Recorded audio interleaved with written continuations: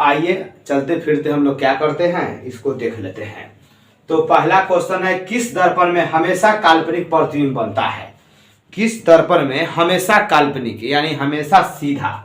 तो आपका जो हो जाएगा समतल दर्पण और उत्तल दर्पण।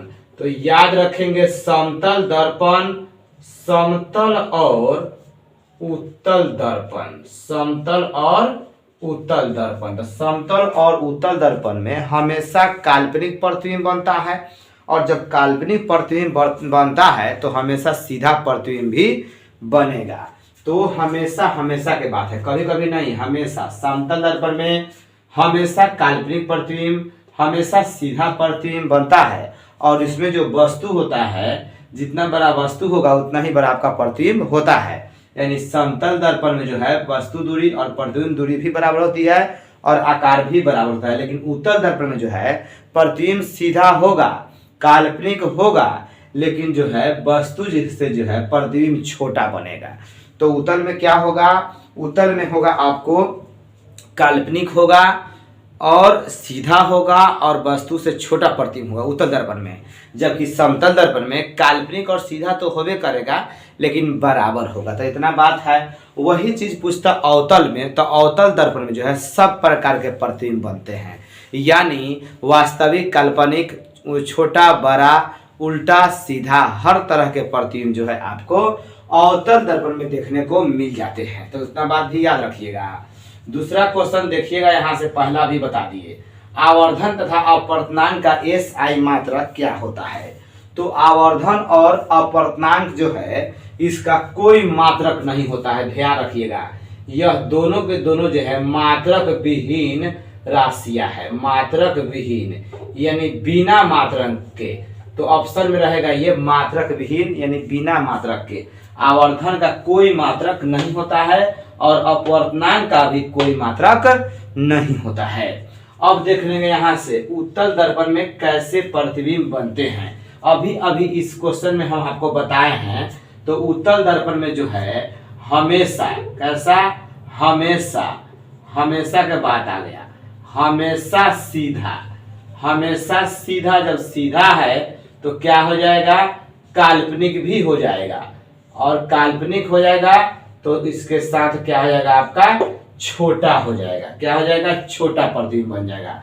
तो उत्तल दर्पण में हमेशा सीधा, काल्पनिक और वस्तु से छोटा प्रतिबिंब बनता है। अब यहाँ साथ ही आ गया अवतल दर्पण में कैसे प्रतिबिंब बनते हैं। तो यहाँ आप सोचे कहिएगा सभी प्रकार के, सभी प्रकार के, यानी आप ऑप्शन के अनुसार निर्णय लीजिएगा। यानी बड़ा, छोटा, उसके बाद बराबर भी, और क्या कहें आपको, वास्तविक, काल्पनिक, सीधा, उल्टा, सब। यानी बड़ा प्रतिबिंब जब बनता है ना तो उसको आवर्धित बोला जाता है। तो आवर्धित प्रतिबिंब किस दर्पण से बनता है? तो होता है अवतल दर्पण में जो है आवर्धित प्रतिबिंब बनता है। अब यहाँ देख लेंगे आप, अगला क्वेश्चन है, अवतल लेंस में किस प्रकार के प्रतिबिंब बनते हैं? ये लेंस है, दर्पण नहीं। कहाँ आ गए हम लोग अब, लेंस पर। तो अवतल लेंस में जो है तो वही सिस्टम जो उत्तल दर्पण में बनते हैं जैसे प्रतिबिंब, वैसा ही गुण अवतल लेंस का होता है। तो यहाँ समानता है क्या, उत्तल दर्पण, उत्तल दर्पण तो अवतल लेंस, अवतल लेंस, ये दोनों का इस तरह का अपोजिट जो है इस तरह समानता है। और इधर लीजिएगा अवतल दर्पण, अवतल दर्पण तो वहां पे लेना होगा उत्तल लेंस, उत्तल लेंस। यानी यहाँ पे आप समझ लीजिए कितने ऑब्जेक्टिव क्वेश्चन यहीं से भी बन जाएंगे।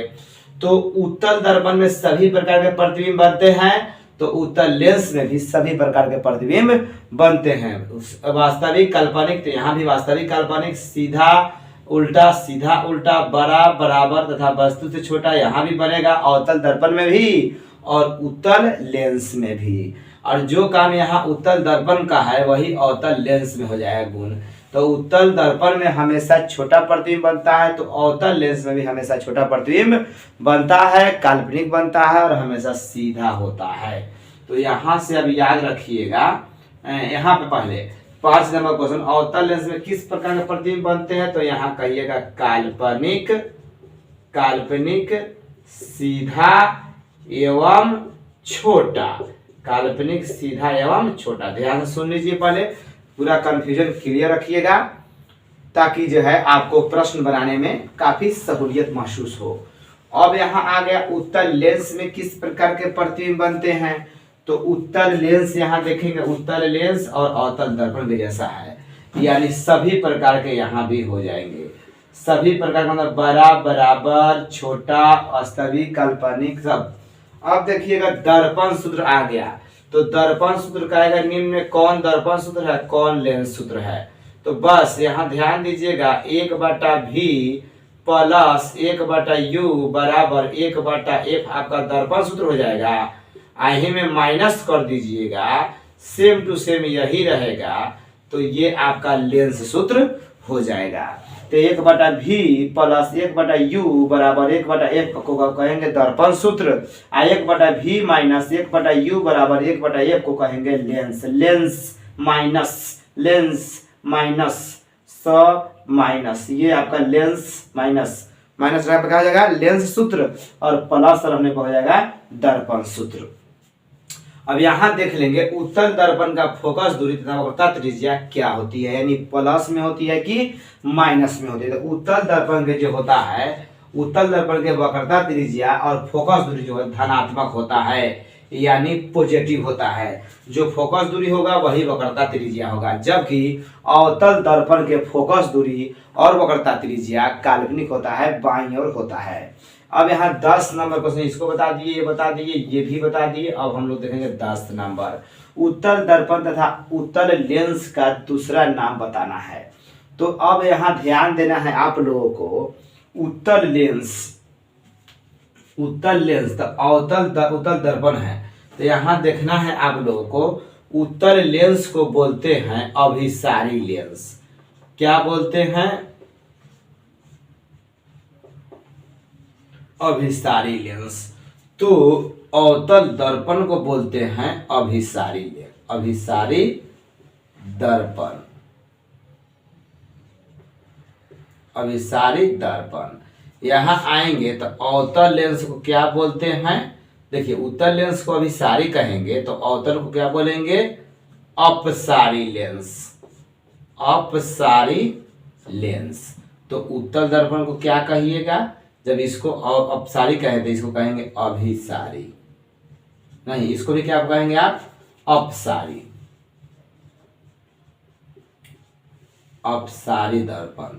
अब हम लोग समझ लेते हैं, अपसारी का मतलब जो प्रकाश को फैला देता है विभिन्न दिशाओं में, और अभिसारी का मतलब सिकोड़ देता है। तो अवतल दर्पण अनंत से आने वाली प्रकाश किरणों को एक बिंदु पर सिकोड़ देती है, मिला देती, इसीलिए इसे अभिसारी दर्पण कहते हैं। जबकि उत्तल दर्पण जो है, उत्तल दर्पण क्या करता है? प्रकाश को विभिन्न दिशाओं में फैला देती है, इसीलिए इसे अपसारी दर्पण कहते हैं। लेकिन उत्तल लेंस में जाएंगे, उत्तल लेंस में, तो उत्तल लेंस का गुण बदल जाता है। उत्तल लेंस का जो है गुण, ये दोनों का जो है काम अलग है। उत्तल दर्पण जो है फैला देता है प्रकाश को, और उत्तल लेंस जो है एक बिंदु पर सिकोड़ देता है, इसीलिए इसको कहेंगे अभिसारी लेंस। अवतल लेंस जो है यहाँ पे फैला देता है, जबकि अवतल दर्पण सिकोड़ देता है, एक बिंदु पर मिला देता है। तो यहाँ जो है थोड़ा हल्का कंफ्यूजन होता है, लेकिन आप जो है कोनो एक ध्यान रखिएगा अच्छा से। तो सिर्फ और सिर्फ यही याद रखिएगा कि उत्तल लेंस को कहते हैं अभिसारी लेंस, और उत्तल दर्पण को जो कहते हैं अपसारी दर्पण कहते हैं। उत्तल दर्पण को क्या कहते हैं? अपसारी दर्पण, और उत्तल लेंस को कहते हैं अभिसारी लेंस। तो एक ही याद रखिएगा, दूसरा जो है आपको अपने आप पकड़ में आ जाएगा। तो अब क्या कहें, इसको हम कर देते हैं नंबर 1, इसको करते हैं नंबर 2। तो एक में उत्तल दर्पण को कहिएगा आप लोग अपसारी, अपसारी दर्पण, अपसारी दर्पण। जबकि उत्तल लेंस को कहेंगे हम लोग अभिसारी लेंस, अभिसारी लेंस। तो इतना हो गया। अभिसारी मतलब एक बिंदु को मिला देना। 11वां प्रश्न समझ लेंगे, किस बिंदु में बड़ा, बराबर तथा छोटा तीनों प्रकार के प्रतिबिंब बनते हैं? बड़ा न कह के यहाँ आवर्धित भी कह सकता, तो क्या हो जाता? अभी बताए हैं कौन कौन दर्पण लगाया है ना, तो दर्पण, सब प्रकार के दर्पण, अवतल दर्पण, तो आंसर क्या हो जाएगा, अवतल दर्पण। क्या हो जाएगा आंसर, अवतल दर्पण में बड़ा, बराबर तथा छोटा तीनों प्रकार के प्रतिबिंब बनेंगे।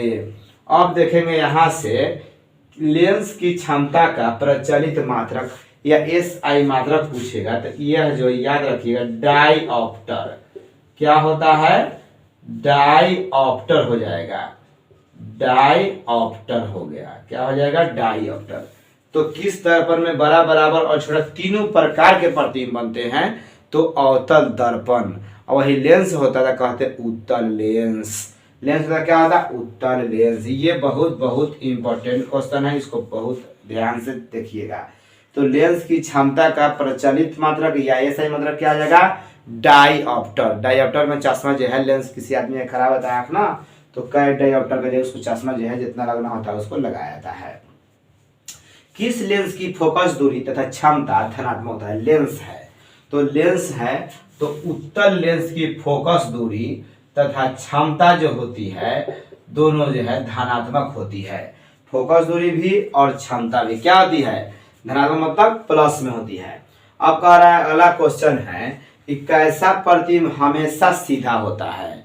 तो जो आपको कह दे काल्पनिक प्रतिबिंब हमेशा सीधा होता है। प्रतिबिंब दो प्रकार के होते हैं, वास्तविक प्रतिबिंब और काल्पनिक प्रतिबिंब।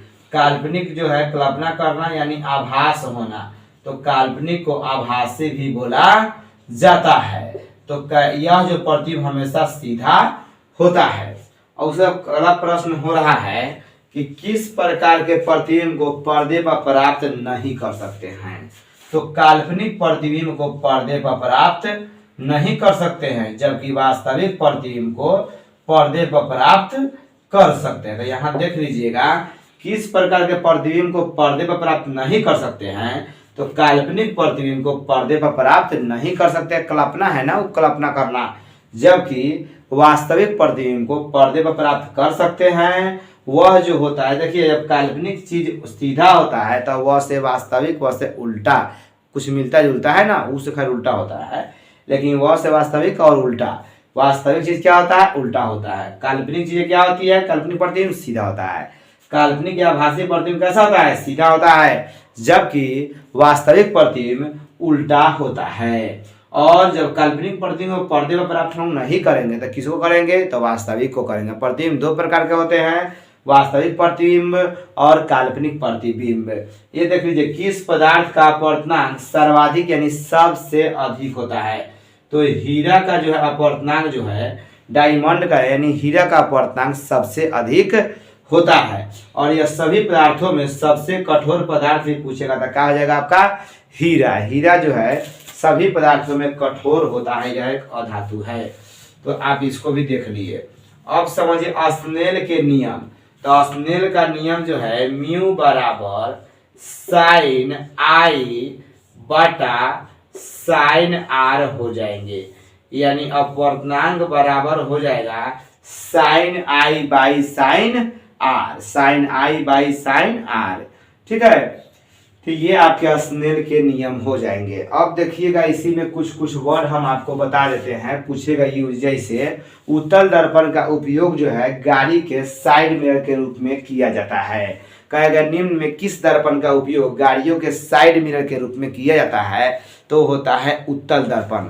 चेहरा देखने में हम लोग जो देखते हैं वह समतल दर्पण होता है, लेकिन हजामती दर्पण के रूप में जब हम लोग हजामत का काम करने जाते हैं उसमें जो कौन दर्पण लगाता है बड़ा बड़ा, तो वह जो होता है अवतल दर्पण लगा होता है। तो हजामती दर्पण के रूप में किस दर्पण का उपयोग करते हैं, तो अवतल दर्पण का उपयोग करते हैं, ताकि वो चेहरा को जो है बड़ा बनाकर, बोल्ड बनाकर, जो है आकर्षक बनाकर दिखाता है और देखने वाला व्यक्ति जो है अपने आप को काफी खुश महसूस करता है, अच्छा महसूस करता है, तो भ्रम पैदा करता है ना। तो आप ध्यान रखेंगे। तो हजामती दर्पण के रूप में अवतल दर्पण का उपयोग करेंगे, जबकि गाड़ी के साइड मिरर में हम लोग क्या किसका उपयोग करेंगे, उत्तल दर्पण का। रोगियों के नाक, कान, गला आदि के जांच में जो है अवतल दर्पण का ही उपयोग किया जाता है। सौर भट्टी में, सौर सेल में अवतल दर्पण के ही उपयोग किए जाएंगे। ठीक है, तो इतना सारा बात आपको जो है याद रखना चाहिए। उसके बाद जो है आपको दूसरी और बात बताते हैं प्रकाश संबंधी। प्रकाश जो है किस पथ पर चलता है, प्रकाश जो है सरल रेखा में, स्ट्रेट लाइन में, सीधी रेखा में चलता है प्रकाश। तो प्रकाश का रास्ता कैसा होता है, सरल रेखा, सीधी रेखा में। और उसका वेग जो होता है निर्वात में 3 × 10⁻⁸ मीटर प्रति सेकंड होता है। तो प्रकाश का वेग यानी स्पीड करते हैं 3 × 10⁸ मीटर प्रति सेकंड होता है प्रकाश का। प्रकाश एक ऊर्जा का रूप है जो सीधी रेखाओं में गमन करता है और उसका निर्वात में प्रकाश का वेग कितना होता है 3 × 10⁸। 3 × 10⁸। अब देखिएगा यहाँ से और बात पूछेगा आपसे समतल दर्पण संबंधित कुछ बातें आपसे। तो समतल दर्पण का जो आवर्धन होता है, समतल दर्पण का आवर्धन का मान +1 होता है और फोकस जो होता है इसका अनंत होता है। फोकस क्या होता है? अनंत यानी इन्फिनिट होता है। तो समतल दर्पण का फोकस अनंत माना जाता है और उसका आवर्धन जो +1 माना, यानी वस्तु की ऊंचाई और प्रतिबिंब ऊंचाई होता है हमेशा बराबर होता है। जितना बड़ा वस्तु होगा उतना ही बड़ा उसका प्रतिबिंब बनता है समतल दर्पण में, इसीलिए उसका आवर्धन +1 माना जाता है, याद रखिएगा। तो इतना सारा बात हो गया। उसके बाद मानव नेत्र में कौन लेंस होता है? तो मानव नेत्र में जो है उत्तल लेंस होता है। मानव नेत्र में कौन लेंस होता है? उत्तल लेंस होता है। मानव नेत्र में जो है उत्तल लेंस पाया जाता है। सूक्ष्मदर्शी में किस लेंस का प्रयोग होता है? तो उत्तल लेंस का ही उपयोग होता है। सूक्ष्मदर्शी में माइक्रोस्कोप में जो होता है ना, किसका उपयोग होता है? उत्तल लेंस, दर्पण नहीं, उत्तल लेंस का उपयोग होता है। तो आप इसको जो है देख लीजिए। 18वां प्रश्न देखिएगा, मानव नेत्र में कौन लेंस होता है? तो मानव नेत्र में याद रखिएगा उत्तल लेंस होता है। कौन लेंस होता है? उत्तल लेंस। उत्तल लेंस को ही कौन लेंस बोलते हैं? अभिसारी लेंस। तो ऑप्शन उत्तर न होके अभिसारी भी आपको दे सकता है। तो उत्तल लेंस को अभिसारी लेंस भी बोलते हैं क्योंकि यह अनंत से आने वाली प्रकाश किरणों को एक ही बिंदु पर मोड़ देती है, सिकोड़ देती है, मिला देती है। स्पष्ट दृष्टि की न्यूनतम दूरी कितनी होती है? तो स्पष्ट दृष्टि की न्यूनतम दूरी यानी कम से कम दूरी देखने के लिए गैप वस्तु और आंख में 25 सेंटीमीटर का होना चाहिए। कितना? 25 सेंटीमीटर। स्पष्ट दृष्टि की न्यूनतम यानी कम से कम दूरी कितना हो गया? 25 सेंटीमीटर। दूरदृष्टि दोष का उपचार कौना लेंस से करेंगे? तो देखिए, जब दूर दृष्टि दूर की बीमारी पकड़ लेता है, दीर्घ दोष, तो उसमें लग के चीज जो है, दूर के चीज दिखाई दे देता है लेकिन लग के चीज दिखाई नहीं देता है। दूर दृष्टि से क्या होता है? दूर दृष्टि दोष में दूर की चीज स्पष्ट दिखाई देता है लेकिन निकट के वस्तु स्पष्ट दिखाई नहीं देता है। तो दूर का बीमारी पकड़ लेने पर जो है उत्तल लेंस का उपयोग किया जाता है चश्मा के रूप में। किसका? उत्तल लेंस का। निकट दृष्टि दोष का उपचार कौन लेंस से करेंगे? तो निकट में क्या होता है? निकट दृष्टि दोष में निकट की चीज दिखाई दे देता है लेकिन दूर की चीज दिखाई नहीं देता है। नाम के उल्टा काम नहीं है। निकट में ऐसा लगा कि निकट की बीमारी होता है, निकट की चीज नहीं लगेगा, लेकिन नहीं, निकट दृष्टि दोष में निकट की चीज लग जाएगा, दूर की चीज नहीं लगता है। तो इसका उपचार जो है अवतल लेंस से हम लोग करते हैं। किससे करेंगे? अवतल लेंस। ध्यान दीजिएगा, दूर में कम अक्षर है, निकट में ज्यादा है, तो ज्यादा के संग है ज्यादा। अवतल में ज्यादा अक्षर बा, अवतल में कम है। तो दूर में कम बा कि ना, तो दूर में कम है तो कम के संग है कम और ज्यादा के संग है ज्यादा। तो दूर दृष्टि दोष में उत्तल लेंस और निकट दृष्टि दोष में अवतल लेंस। तो ध्यान रखिएगा, दूर दृष्टि दोष का उपचार कौन लेंस से करेंगे? उत्तल लेंस से करेंगे, जबकि निकट दृष्टि दोष का उपचार हम लोग अवतल लेंस से करेंगे। जरा दूरदर्शिता यानी ना ही ठीक से ना ठीक से दूर का चीज दिखाई देता है और ना ही ठीक से निकट का चीज ही दिखाई देता है। तो उसमें दोनों का बीमारी, दोनों का लक्षण जो है, इस दोनों का लक्षण इसमें हो जाता है, उसको बोलते हैं जरा दूरदर्शिता दोष। और इसका जो उपचार किया जाता है बाईफोकल लेंस से किया जाता है। बाई का मतलब होता है दो, यानी आधा अवतल और आधा अवतल जो है लगा कर एक लेंस बना देता है, बाईफोकल लेंस। बाईफोकल लेंस याद रखेंगे। तो जरा दूरदर्शिता दोष का उपचार जो है बाईफोकल लेंस से किया जाता है। अब देख लेंगे अबिंदुकता। अबिंदुकता का उपचार जो है बेलनाकार लेंस से करेंगे। किससे करेंगे? बेलनाकार लेंस। तो अबिंदुकता के उपचार बेलनाकार से। जरा दूरदर्शिता के बाईफोकल, बाई माने दो फोकल, दो गो फोकस वाला का उपचार जो होता है जरा दूरदर्शिता में हम लोग करते हैं। और अबिंदुकता का उपचार में जो है बेलनाकार लेंस का उपयोग किया जाता है। अब देखिएगा, श्वेत प्रकाश कितने रंगों से बना होता है? तो श्वेत प्रकाश जो है 7 रंगों का बना होता है विशेष तौर पर। ऐसे होता है बहुत ज्यादा, लेकिन स्पष्ट दिखता है कितना? 7। और जो है श्वेत प्रकाश को 7 रंगों में बांट के दिखाए थे। कौन बताए थे? न्यूटन बताए थे प्रिज्म के मदद से। प्रिज्म में कितने सतह होते हैं? तो प्रिज्म में जो है 5 सतह होते हैं, याद रखिएगा। प्रिज्म में कितने सतह होते हैं? प्रिज्म में जो है 5 सतह होते हैं। तो याद रखिएगा प्रिज्म में कितने सतह होता है, 5 सतह। श्वेत प्रकाश कितने रंगों का बना होता है, 7 रंगों का बना होता है। एंगस्ट्रम किसका मात्रक है, एंगस्ट्रम जो है तरंग दैर्घ्य का मात्रक, किसका, वेवलेंथ है, तरंग दैर्घ्य, तरंग दैर्घ्य का जो है मात्रक है, नापाता है तरंग दैर्घ्य किसमें, एंगस्ट्रम में। किस रंग का तरंग दैर्घ्य सबसे अधिक होता है, तो इसका जो आंसर रहेगा लाल रंग का तरंग दैर्घ्य सबसे अधिक होता है।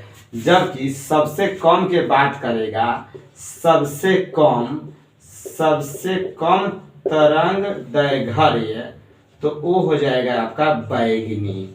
क्या हो जाएगा, बैगनी रंग। तो सबसे अधिक तरंग दैर्घ्य जो होता है लाल रंग का होता है, जबकि सबसे कम तरंग दैर्घ्य बैगनी रंग का होता है। अब यहाँ 28 नंबर प्रश्न देख लेंगे कि सबसे कम विचलन किस रंग का होता है। तो सबसे अधिक तरंग दैर्घ्य जो है लाल का है, यानी फास्ट होता है, वो तेजी से निकल जाता है, अतः सबसे कम मुड़े वाला काम जो है लाल ही करता है। तो सबसे अधिक तरंग दैर्घ्य लाल का होता है और सबसे कम विचलन जो है लाल का होता है। सबसे कम, अधिक में तो अधिक तरंग दैर्घ्य लाल का, कम विचलन मुड़ना किसका, लाल का, यानी फास्ट निकल जाता है। और पूछेगा प्रकीर्णन कौन रंग के सबसे कम होता है, तो लाल रंग का प्रकीर्णन सबसे कम होता है, यानी प्रकीर्णन छित्र आ जाना। लाल रंग ज्यादा दूर में छित्र आता है, काफी जो है डार्क दिखता है, इसीलिए इसको खतरा का संकेत लाल या सिग्नल का जो है रंग लाल रखा जाता है। अब देखिए दूर से दिखाई देता है ना, और रंग फटता नहीं है। आगे देख लेंगे हम लोग, 29वां प्रश्न देखिए, किसी वस्तु का प्रतिबिंब नेत्र के कौना भाग पर बनता है। तो किसी वस्तु का जो है प्रतिबिंब कॉर्निया पर बनता है। कहाँ बनता है, कॉर्निया पर बनता है। तो यहां से आप क्या करेंगे, इसको देख लेंगे।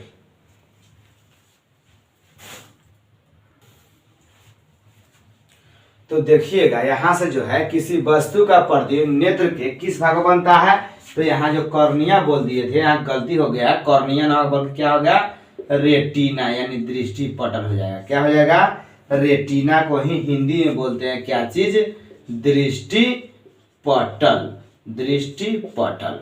तो ध्यान रखेंगे किसी वस्तु का प्रतिबिंब नेत्र के किस भाग पर बनता है, तो रेटिना पर बनता है। अब देख लेंगे एक स्वस्थ आंख के लिए दूर बिंदु, अधिक से अधिक हम लोग कितना दूर देख सकते हैं, तो जहां तक क्षमता है वहां तक देख सकते हैं, अनंत होगा, इसका कोई लिमिट नहीं है। सबसे कम का लिमिट है, कम से कम आपके आंख और वस्तु के बीच की दूरी कितनी होनी चाहिए, 25 सेंटीमीटर, लेकिन अधिक से अधिक तो अनंत।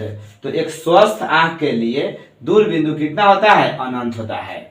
अब देख लेंगे यहाँ से भी समझ गए, ये देखिए निर्वात में प्रकाश का वेग कितना होता है। तो निर्वात में प्रकाश का वेग जो होता है 3 × 10⁸ मीटर प्रति सेकेंड होता है। ऐसी में जो है पहले ही हम समझाए थे, लेकिन यहाँ फिर से स्पष्ट तरीका से हम बता दे रहे हैं।